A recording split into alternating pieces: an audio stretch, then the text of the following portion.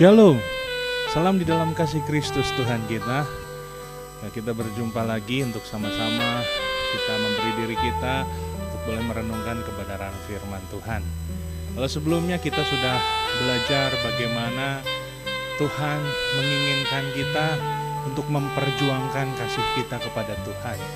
Kalau Tuhan sudah terlebih dahulu menunjukkan bahkan memperjuangkan cintanya kepada kita, terlebih khusus atau terutama Dia tunjukkan ketika Dia rela mati di kayu salib buat setiap kita.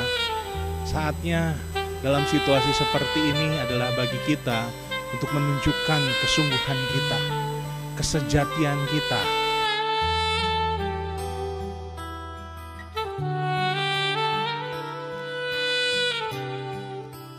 Kalau selama ini di dalam keadaan yang begitu baik, dalam keadaan yang indah, keadaan yang lancar, kita bisa saja dengan mudahnya berkata bahwa Tuhan, aku mengasihimu.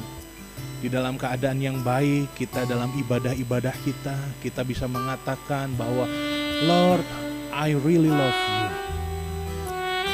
Bapak Ibu Saudara, tetapi kerinduan Tuhan di dalam peristiwa yang saat ini kita hadapi bersama, bahkan di seluruh dunia menghadapi hal yang sama, pandemi Corona COVID-19 begitu menghantui setiap kehidupan manusia.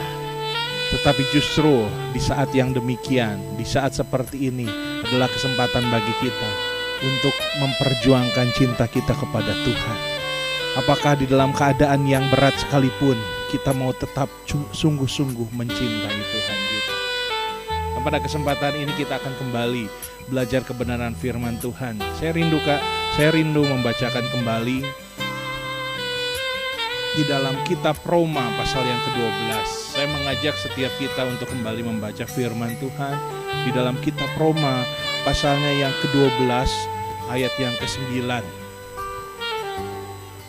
Hendaklah kasih itu jangan pura-pura, jauhilah yang jahat dan lakukanlah yang baik.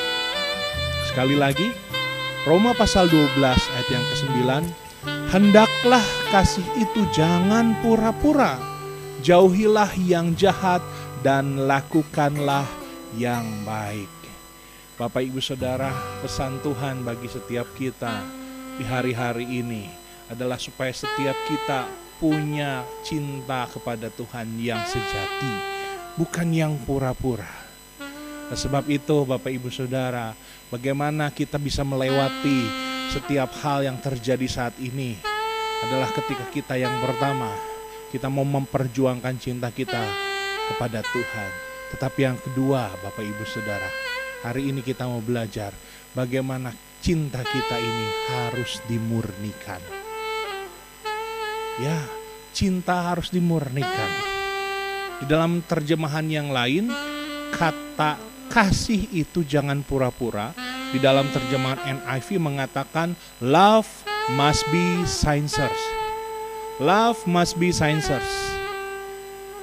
Kata pura-pura diterjemahkan dengan sincere, Bapak Ibu Saudara. Ketika saya mempelajari kata ini, ternyata kata sincere ini berasal dari bahasa Latin, yaitu dari kata sincera. Bapak Ibu Saudara, dari kata sincera. Jadi ketika Tuhan mengatakan bahwa cinta kita ini harus sincera. Apa itu sincera Bapak Ibu Saudara? Sincera punya arti without wax. Without wax artinya tanpa lilin. Ya Bapak Ibu Saudara, firman Tuhan mau mengingatkan kepada kita bahwa cinta kita ini harus tanpa lilin. Apa maksudnya Bapak Ibu Saudara tanpa lilin? Bapak Ibu Saudara, kalau di zaman dulu biasanya para penjual-penjual keramik, ya mungkin yang terbuat dari keramik atau tanah liat, ya kan kerajinan-kerajinan yang ada. Ketika mereka menjual, tentunya mereka ingin menjual barang yang terbaik dalam kondisi yang baik Bapak Ibu Saudara, sehingga orang-orang tertarik untuk membeli keramik tersebut. Tetapi seringkali ya kan karena satu dan dua hal, di etalase toko mereka mungkin ya kan keramik tersebut retak. Nah Bapak Ibu Saudara, supaya pedagang tersebut tidak rugi, daripada keramiknya itu harus dia jual murah Bapak Ibu Saudara, dia obral, dia sell Bapak Ibu Saudara, ya kan yang dia lakukan adalah dia melapisi retakan keramik tersebut. Keramik yang sudah retak dia lapisi dengan lilin.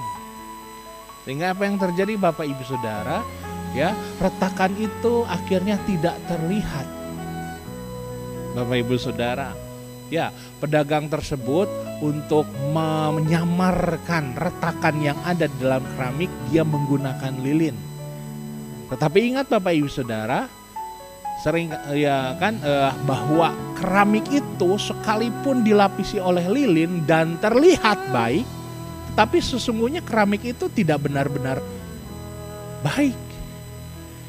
Retakan dalam keramik itu tidak benar-benar hilang, hanya seketika tertutup dengan keramik. Mungkin setelah beberapa lama ya kan pembeli memberi keramik tersebut, ya kan kemudian ditaruh di rumahnya, ya kan beberapa waktu kemudian akhirnya terlihat lilin itu kemudian mencair dan terlihat kembali retakan yang ada. Bapak Ibu Saudara, inilah yang Tuhan maksudkan.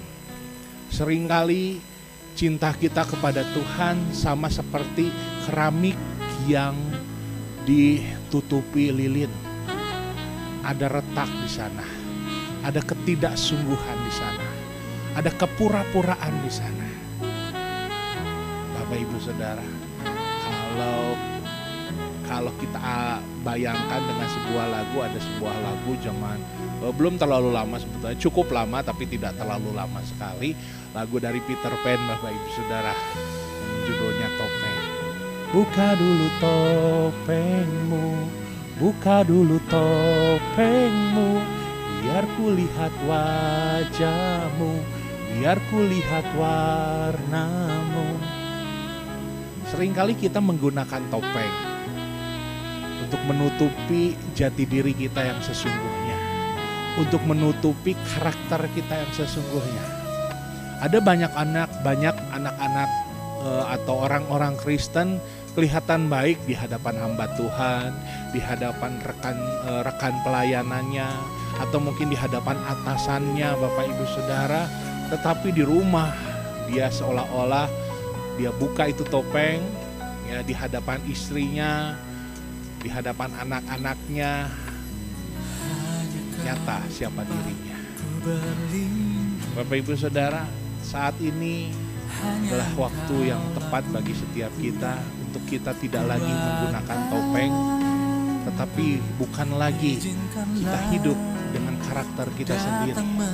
Tapi Tuhan rindu agar setiap karakter kita, setiap hati kita dimurnikan, agar hati kita, agar wajah kita benar-benar menunjukkan kasih daripada Tuhan Yesus. Kalau beberapa waktu sebelumnya, sebelum peristiwa yang ada, wajah kita yang akan begitu ramah ketika kita harus menghadapi calon klien.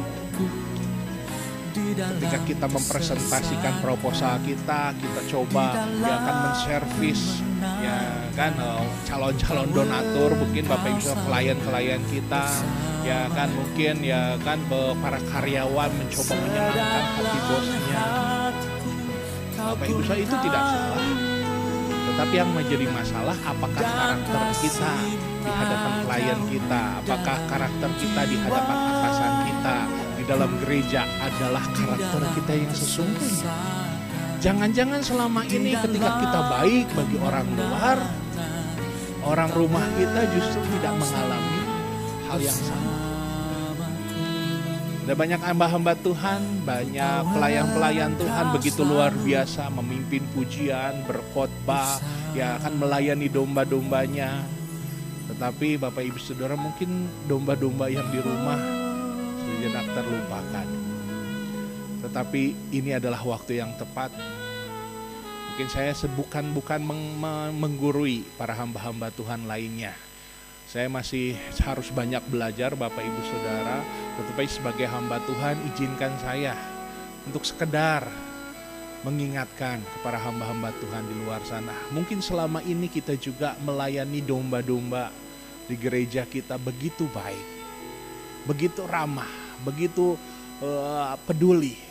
Tetapi kita mungkin melupakan ada domba-domba di rumah kita, istri kita, anak-anak kita, keluarga besar kita yang harus kita juga kasihi. Mungkin kita juga karyawan-karyawan mungkin ya akan begitu menghormati atasannya, begitu mempedulikan, memprioritaskan pekerjaannya. Tapi kita lupa orang-orang di rumah kita juga membutuhkan waktu kita, membutuhkan perhatian kita. Dan saya katakan sekali lagi, justru ini adalah kesempatan yang baik. Peristiwa yang terjadi saat ini kesempatan yang baik untuk memurnikan wajah kita. Untuk memproses hati kita lebih baik lagi. Supaya bukan hanya orang luar saja yang tahu betapa baiknya kita. Tetapi justru paling utama bagaimana kita menjadi teladan. Bagaimana orang-orang yang akan di rumah kita, yang akan bisa melihat siapa diri kita yang baik di luar, begitu juga baik dalam rumah kita. Sekarang ada banyak suami-suami, kepala-kepala rumah tangga, ayah-ayah punya banyak kesempatan untuk membangun mesbah keluarga. Punya banyak kesempatan untuk mendoakan. Inilah adalah waktu yang tepat. Mungkin saat ini kita tidak bisa bekerja leluasa seperti biasa. Kita harus banyak waktu di rumah. Tetapi mari kita gunakan ya kan kesempatan waktu yang banyak di rumah ini. Kita menunjukkan kasih kita, kasih Tuhan juga kepada orang-orang yang ada di rumah kita. Sehingga benar-benar Bapak Ibu Saudara, cinta kita adalah cinta yang murni. Bukan cinta karena pekerjaan, bukan karena tuntutan pekerjaan, bukan karena tuntutan pelayanan. Tetapi sungguh-sungguh karena di dalam hati kita ada cintanya Tuhan Yesus. Itulah yang Tuhan rindukan Bapak Ibu Saudara. Ya kan mari kita tanggalkan setiap topeng-topeng kita. Tetapi kita kenakan manusia yang baru yang ada di dalam hidup kita. Yaitu apa? Ketika kita terima Tuhan Yesus dalam kehidupan kita, hendaklah Tuhan Yesus itu juga yang bertahta di dalam setiap karakter kehidupan kita. Renungkanlah itu.